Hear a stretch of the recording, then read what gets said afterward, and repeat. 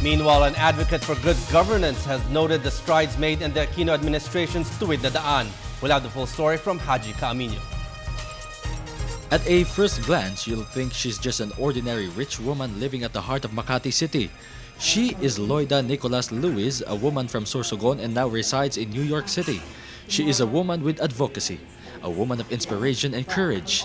At a young age, she strived to become a lawyer. She was married to African-American businessman Reginald Lewis, founder of the billion-dollar company TLC Beatrice Corporation. In 1993, Lewis was devastated by the death of his beloved husband who succumbed to brain cancer. But that didn't stop Lewis from fighting. After deciding to sell TLC following the turnover of the chair CEO position to her, she's up for a new battle, and this time, it's for her mother country, the Philippines. Lewis is very vocal about her opinion on the current issue of territorial dispute between the Philippines and China. Sabi nila ang West Philippine Sea is now known as the Sanxia City Protectorate. Bilo mo yun? Para bang your neighbor na suddenly pupunta sa iyong lugar, oy, sa akin ito lahat, wala kang karapatan. You know, it's that kind of thing.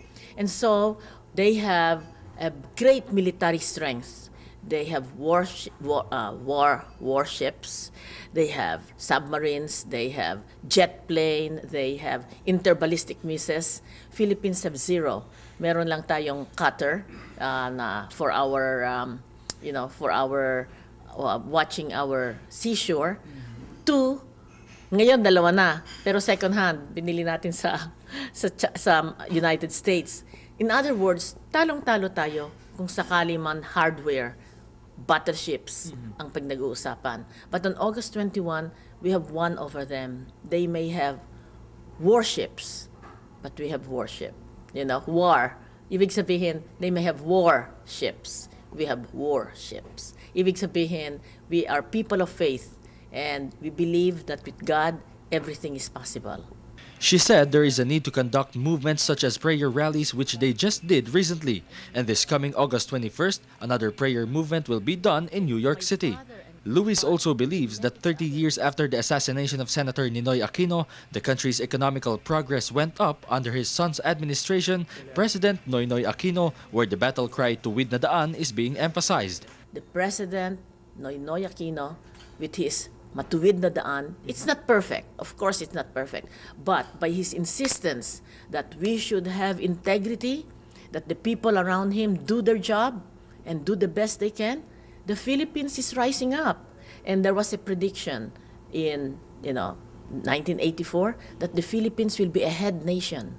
So the dream, our dream, and the dream of the young people whose song you will hear from now on, We Can Change the World, is that the Philippines will be within the number 15 in 5 years. And in 15 years, we'll be in the top 5. Aside from her advocacy on good governance and battling China's so-called imperialism, Luis also stressed the importance of education to every Filipino. As a matter of fact, she built a tertiary institution in her hometown, Sorsogon, that prioritizes the poor by giving scholarship programs. Before we ended our conversation, I also asked Luis of her own definition of the word success, and she also gave words that would inspire anyone who want to become successful.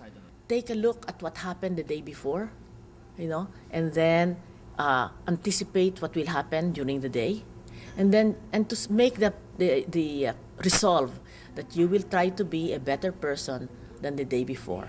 And so what is success? It is when at the end of the day, you can say, I have tried my best, I have reached my goal. Or, if you have not reached it yet, I'm getting there. So that for me is success. And so for you, if you are suffering, if you have some troubles or undergoing hardships, don't lose hope. Because God is with us. Hindi tayo pababayaan, hindi tayo nag-iisa. And just be able to think clearly, pray hard, and seek a solution, because in every problem, may solution yan. Huwag kayong magdi-despair. For the People's Television Network, this is Haji Caaminio.